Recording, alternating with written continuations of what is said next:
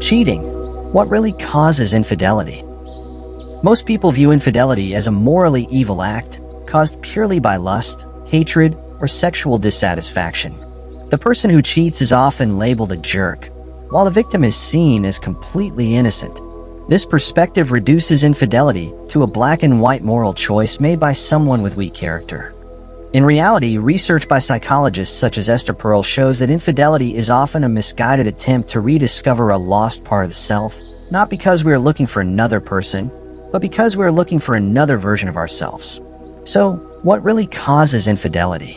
1. Entitlement and opportunity. Situational and personality factors play a major role.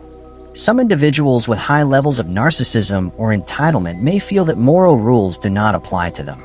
When this is combined with opportunity, business trips, close work environments, digital freedom, and self-justification, I deserve this, my partner will never find out, it creates the perfect conditions for infidelity. In this case, it is not the relationship that is broken, but the individual's moral compass and personal boundaries. Strengthening personal boundaries and accountability is often more effective than blaming circumstances or temptation. 2 patterns and scripts from the past. For some people, infidelity is not a one-time shock but part of a repeated pattern. This may stem from childhood experiences, for example, witnessing a parent's infidelity, which normalizes it, past relationship history, or insecure attachment styles.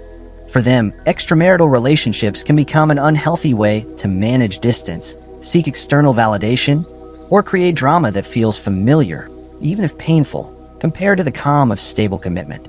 Recognizing repeated relational patterns is the first step toward breaking them instead of unconsciously reliving them. 3. Emotional gaps and the loss of intimate connection. Infidelity often begins not in the bedroom, but in everyday emotional loneliness. When a partner feels consistently unheard, unseen, or unappreciated, an emotional gap forms. Infidelity, especially emotional affairs, can emerge as an escape or a futile attempt to regain connection and validation that feel lost at home. People do not cheat because they find someone more attractive, but because they find someone who makes them feel attractive again. Regular emotional check-ins can prevent silent distance from turning into secret escapes. For identity crisis and the search for self. Major life transitions such as midlife, becoming a parent, or career changes can trigger deep identity crises. When someone asks, "Who am I now? Is this all there is to my life?" Infidelity can appear as a dramatic experiment to rediscover a lost self, feel alive again, and challenge fate. It becomes a misguided escape from existential boredom or the feeling of being trapped in a predefined role. Exploring identity changes openly within the relationship reduces the urge to seek reinvention elsewhere. 5. Chronic and uncommunicated sexual dissatisfaction. Although not the sole cause, deep and prolonged sexual dissatisfaction is a significant risk factor. The problem is worsened when partners cannot or will not openly discuss their needs and desires. Sex becomes routine, an obligation, or a source of conflict.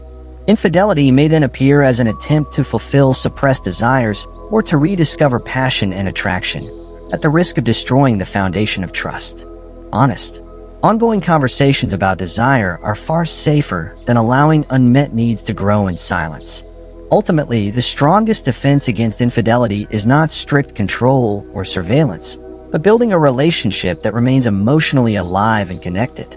This means continuously renewing intimacy, keeping communication about needs, including sexual needs, open, and having the courage to face boredom or crisis together rather than escaping separately.